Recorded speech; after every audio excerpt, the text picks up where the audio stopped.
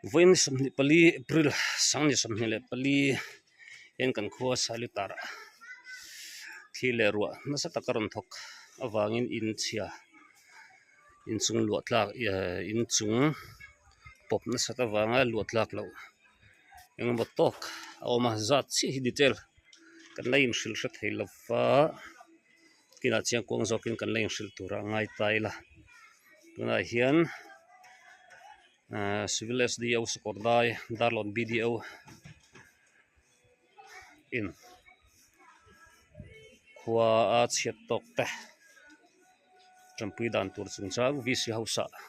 kan VC ten soi ho ni a in chia eng motok han report to a lotlak lo stop hi in sari in riat vel nia zanina te ruaron sur le ta ang phaise chuan in om ngai na om lo ani a chuba ka rangwa chia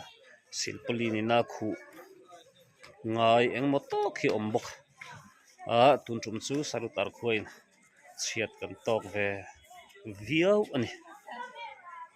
tuna kan khua a chiat to dan sak sang te le real lo tlak dan te lo thlir ho lok te ang kina detail men chu kan nei hril hrele tura ngai taila kan sita kan khan in luatlak lo hi pasari velani a tin a chung thom ngai rangwa thlak hlok ngai hi eng motok oma tin silpali na khu felvel mek to eng motok om bokani ti kha kan report pasan ta sela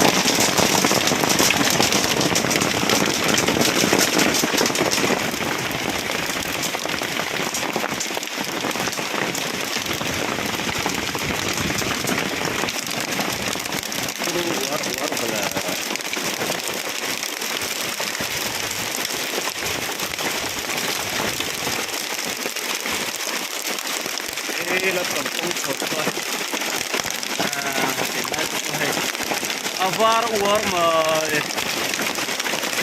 turu hem mai kong pi thleng thlet ot la poi lo la tling sani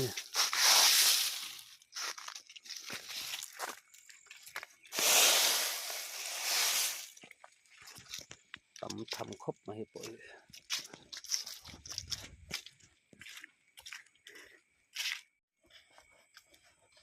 tila hi real an lo check khol ani ne miten wa an thu chin te mong ai ke kor kha phela o te gan hamu te dai no mem hamu le te voi khat chi hamu le te hamu ro le o a dai no mem ti re ngai mutai arin pu lo mu leng tu na ai kor phelin arin pu chu avahan huaye me ve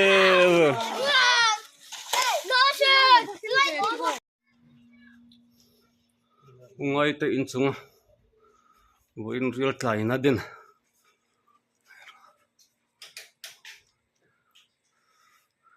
zana ru asur le se chon omna tla kan to la nè raising phải chút kia tôi rồi tục bedroom lampong đi khi này mà thằng lampong có chỗ khút lại anh một nó trúng giòn tập bốc tôi rồi tục tợ bốc này hiu khóc mà